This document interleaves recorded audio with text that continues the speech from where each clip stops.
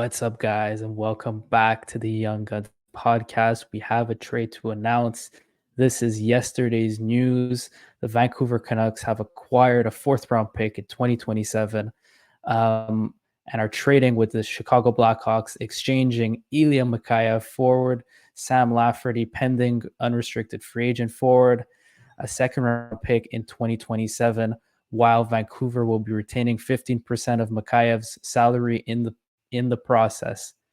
So, right off the bat, this is a move that Vancouver's general manager Patrick Alvin is doing has done to free up cap space to then bring back Dakota Johnson and Teddy Bluger, like it was announced shortly after the trade. So I'm on Cap Friendly.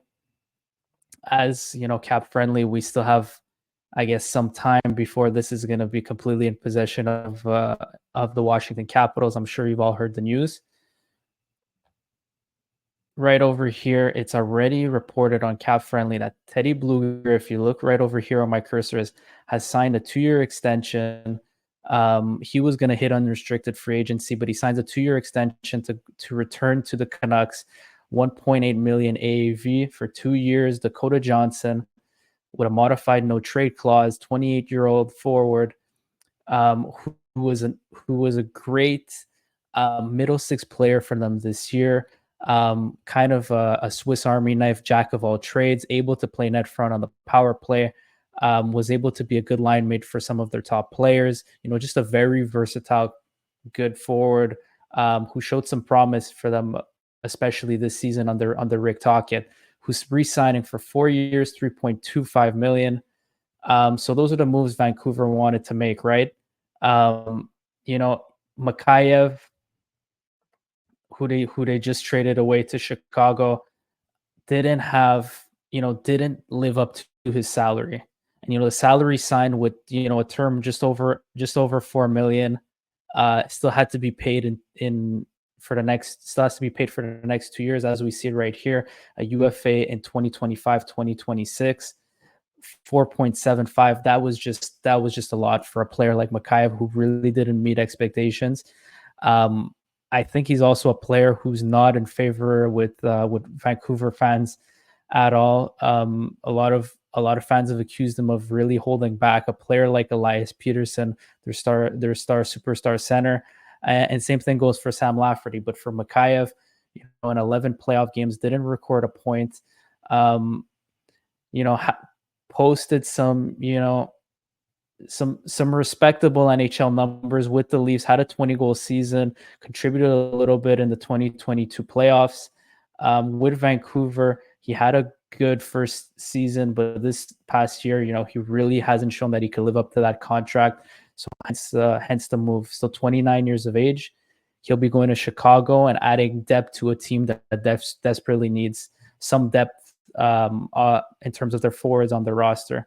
As for Sam Lafferty, comparable to Mikheyev in the sense that for Vancouver in the 11 playoff games, did not register a point as well. There was high hopes for Lafferty last season, based on how he was producing, to a respectable degree on a bad Hawks team, and kind of the grit that he showed, the ability to he had some characteristics as a good power forward. And he got the trade to Toronto. Toronto did give up quite a bit in that trade to acquire him. He went there and he chipped in a little bit in the playoffs, and then signs with Vancouver, right? And for Sam Lafferty, it wasn't the coming of age that I think Vancouver fans hope for this past year with him, and he's another one who got shipped out the door. If I go back to now, let me look at Chicago's salary cap implications. Obviously, Chicago rebuilding franchise has got a lot of picks. Here, we don't get the implications of the 2027 picks that I mentioned for this trade yet. It's hard to really justify the exchange of picks, other than the fact that um, Chicago are receiving the better out of the two picks, just based on the fact that they're willing to take salary in this transaction. But where is he? Sam Lafferty is hitting unrestricted free agency this summer. But there is belief from what I've read that he will be re-signing with Chicago.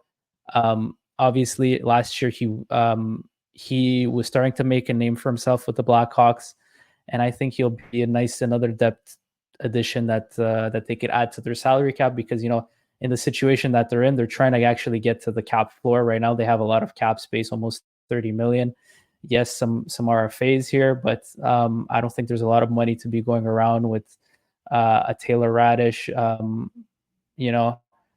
Joey Anderson or Reese Johnson, and on their decor, Jared Tenorti's a UFA. Nikita Zaitsev, I doubt Nikita Zaitsev is going to return. But who knows the direction they're going to go on with these depth signings? But they definitely add some quality depth with Sam Lafferty and with Mikheyev, who's going to help them with his salary get to the cap floor. Other than that, pretty simplistic kind of trade. Let's go look at some of the Twitter boards here and see how what the general consensus on this deal is looking like. This is here. We got a bad miss for Mikheyev. I think Vancouver fans are a little bit too brutal sometimes.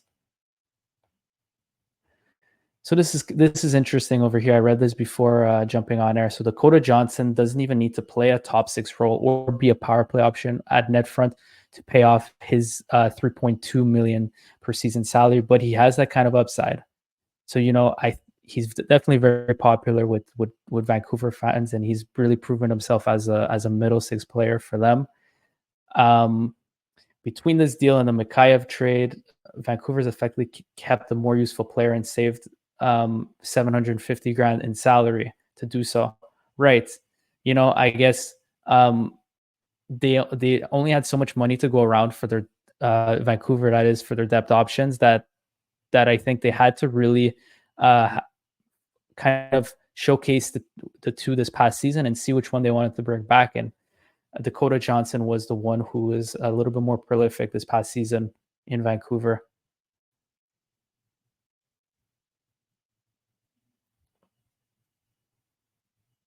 Elias Peterson hearing that Rick Tocchet can't put Lafferty or Mikheyev on his wing anymore. Well, this kind of goes along the lines of what I said before, is that Mikheyev was really a letdown for them. They thought they could put him on a skill role with a player like Elias Peterson, and it didn't pan out.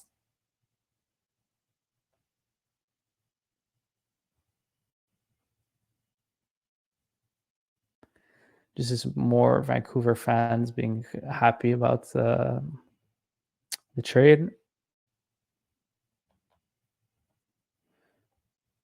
Mikheyev out, Gensel in. Well, this is another interesting point that I could elaborate a little bit on. So they currently have $15 million in cap space, right? They're notable free agents. Elias Lindholm, I'm hearing that he's not going to return. He didn't really impress in his short stint with Vancouver. He did start strong in the first couple of games. I know he got a couple of goals in his first 5 games, and then he had a hard time producing. It could be that he's I believe that he's a player that could still contribute in a top 6 role. I just don't think you're getting that close to a point per game production that we saw in Calgary. I think that was just due to short-term inflation. He was playing with quality line mates. Do I think Elias Lindholm is a good top 6 player? Yes, I do. But I think he's not going to live up to the kind of peak that he had in Calgary. So he's probably most likely not going to resign. You got Ian Cole, Tyler Myers, who did have good years, but I think Ian Cole and Tyler Myers, because they had good seasons and kind of played up to value, and you don't really get that much with Tyler Myers, just because of kind of the ludicrous contracts that he's been signed to throughout his career, especially the one early on in Buffalo, and then the one Vancouver signed. I'm pretty sure it was around the $5 to $6 million AAV range. But he's somebody I don't think is going to be returning. In Cole as well. Nikita Zadorov, we'll see. I think he's a hot commodity just because of how he plays the game and what an asset he could be in the playoffs. I think for Nikita Zadorov, we could see something upwards of I wouldn't be surprised in the open market upwards of $4 million AAV for him. But they'll have some money to play around, and I think the belief is that they want to add a skilled piece somewhere across their lineup. I think a legit top four defenseman is something that they'll consider, and that'll be good for Coach Rick Tocchet and making it easier to deploy their decor. Yes, Hronek, fantastic, got re-signed to his deal. Quinn Hughes, stud. Carson Soucy is a good, decent player, but now you got your depth guys leaving. Kind of like not your depth, but your kind of your complementary defenseman, and they're gonna have to replace those minutes somehow. Noah Jolson's not the guy, so I think that a move for an improvement on these three as a top four defenseman is a move that they'll probably make, and maybe add some more depth at forward, because season to build on for sure for Vancouver. A team that wasn't a playoff team in 2023 and then 2024 this past year they were. Elias Peterson signs to this massive deal. I think there's pressure now in Vancouver to start competing, and considering the fact that they don't have many draft picks this year as well, I think the time is now for them, and that's the organizational belief. Yeah, so I'll wrap it up at that. Who do I think won this trade? Well, I think from Chicago's point of things, they get to upgrade a draft pick. Yes, it's in a couple of years, but they still get to upgrade a draft pick. They add some depth to their roster. One of the worst rosters in the NHL. Let's be honest here. And for Vancouver, I think it's also I think it's more on the win for Vancouver's side, just because they were able to free up that cap space, bring back Dakota Johnson and Teddy Bluger, and they're shedding salary in the process, so they could even add more this offseason. So yeah, Vancouver, in my mind, wins this trade. But what do you guys think? Vancouver and Chicago fans, feel free to jump into the comment section and let us know what you think about this trade and who won it and why. Other than that, guys, we're gonna have more content coming up.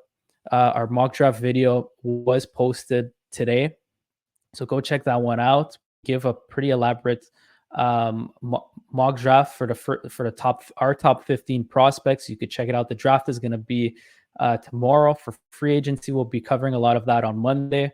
Other than that, guys, it's been Zach from the Young Guns podcast. Thanks for watching, and make sure to smash that thumbs up button. Follow us on social media. It's been a pleasure, guys. Peace.